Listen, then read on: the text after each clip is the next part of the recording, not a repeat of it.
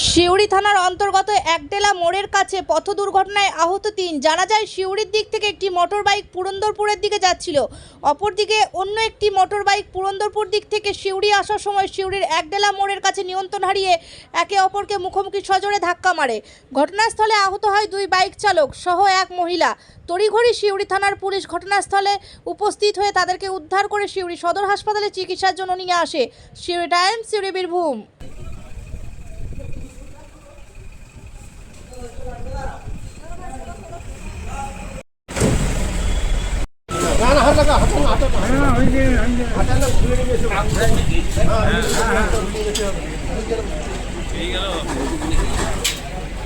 sir দেখি